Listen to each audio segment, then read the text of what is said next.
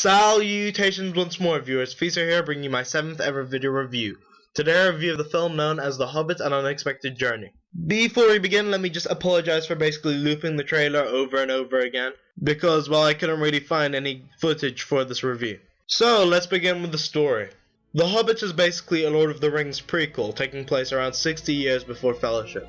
It centers around a company of dwarfs who are out to basically reclaim their homeland from a gold-loving dragon. The wizard Gandalf decides to help them and basically force recruits the Hobbit Bilbo Baggins to be their burglar or thief, if you will. So the group set out on their journey to slay the dragon and retake the dwarf homeland. Along their travels they come across various different species and monsters and grand locations, and they discover that some darkness is returning to their world, and Baggins tries to basically fit in with their group and tries to find his brave side. And yeah, that's pretty much it. This entire film has a great sense of comradeship and a fairly epic scale to it, not to mention an interesting setting. The film is also packed with various references and foreshadowings to the plot later on in Lord of the Rings, which if you're a fan you'd find very interesting. So, let's move on to the history. The Hobbit started out as a novel written by J.R.R. Tolkien in 1937, before Lord of the Rings. After around 14-15 years he wrote Lord of the Rings, and he also edited The Hobbit a little so it would match Lord of the Rings. In 2001 through 2003, Peter Jackson released his Lord of the Rings trilogy, which was met with high critical praise and fan approval. Now, just over 10 years after Fellowship released, The Hobbit: An Unexpected Journey has released to begin the Hobbit series of films, which was initially planned to be 2 films but now has been announced to be 3.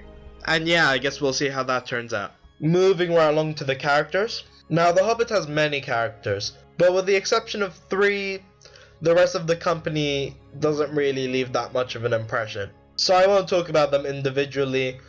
Just in general, the dwarf company, they're good supporting characters and fairly likable, but nothing too memorable or special. As well as the villains being menacing and fulfilling their purpose, they're also fairly generic. There are also various cameos from people who become way more important in Lord of the Rings, such as Saruman the White, and that weird lady elf woman who I know is in Lord of the Rings, but I can't remember her name. And yeah, that's nice cameos basically. But yeah, as for the main characters, we've got Bilbo, who I like a lot more than Frodo because of the excellent performance by Martin Freeman, who brings a nice level of sarcasm to the character, but also a level of sincerity and a level of good-naturedness to the character that makes me really want to relate to the character. Next we've got Ian McKellen as Gandalf, who is excellent as always and really brought a sense of energy and eccentricity to the role. And finally we've got Thorin, the dwarf prince, who has a high level of pride and badassery. He felt very generic but very well done. He was a character I basically cared about, but wasn't that interested by. And yeah, that's basically it. The rest of the dwarfs, they didn't leave that much of an impression on me, but they all did a good job. Finally we've got Smeagol, or Gollum if you prefer. Amazing as always. That voice and the animation on the CGI, just so likable, so funny yet very disturbing. Yet again made the film. And yeah, that's pretty much it for the characters. So yeah, let's move on to overall production, because there isn't much to say and I'm just going to glance over it pretty much. The direction is very well done, the camera angles are amazing, the action scenes are a little false for my taste, but still, you can tell it's very well choreographed. The lighting was perfect in my opinion, I really like the contrast of the colors. The setting of the film, I don't enjoy the Middle-earth setting that much. I don't know, I'm just not that into magic and or ogres and, you know, I find it hard to basically keep track of all the different species and stuff. I don't know, I can keep a track of it in stuff like Harry Potter or Lord of the Rings, but for Lord of the Rings, sorry, I meant to say like Harry Potter and Star Wars, not Lord of the Rings. But for The Hobbit and Lord of the Rings, I just can't really just memorize all the species there are. I find it harder to keep track of the world. But it does give us a very grand world that is enjoyable. But when all the makeup and stuff, it looked great. However, I can never convince myself of their world. But yeah, needless to say, the makeup was well done.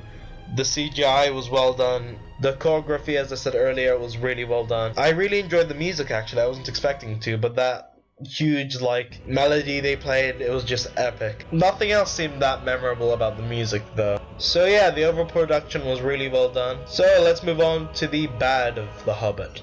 Well, as I said earlier, the rest of the cast other than those main three weren't that memorable, and I think that could be considered a flaw in terms of like the narrative of the film. Like, I care more for the group than the individuals in a group. And yeah, for me that's a bit of a weakness. Also, I feel like if you've never ever seen Lord of the Rings before, you could be very lost while watching this. Myself, I haven't seen Lord of the Rings since I was 10. So I forgot a lot of details about the series, and I think maybe a little bit more recap, like a little bit more exposition. I know that's a little weird to ask for, but I think a little more exposition would have gone a long way of making this film look better. Because as the film is, they basically just throw you into the world, which was a little jarring for me and didn't let me fully get into it. Also, I don't know if it's just me, but some of the names of the characters I couldn't pronounce that well. Like, it prevented me from remembering all the characters' names. And I also sucked at keeping track of all the different species in the film. Like, there's orcs, goblins, trolls, hobbits, dwarfs, wizards, ogres. There's just so much variety of different species, all just thrown in my face. I just couldn't remember them all. While the storyline was at its base fairly simple, kind of like a fairy tale, the characters were really strong, I've got to admit that. And yeah, they were interesting enough to carry the film. I really can't think of anything that bad with the film. So let's move on to the good. The world was really well captured.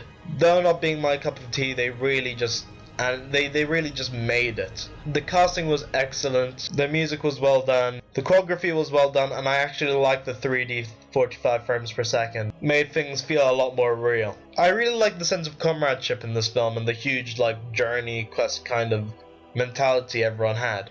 I liked Bilbo and Gandalf as characters. The performance by Smeagol was just out of the park.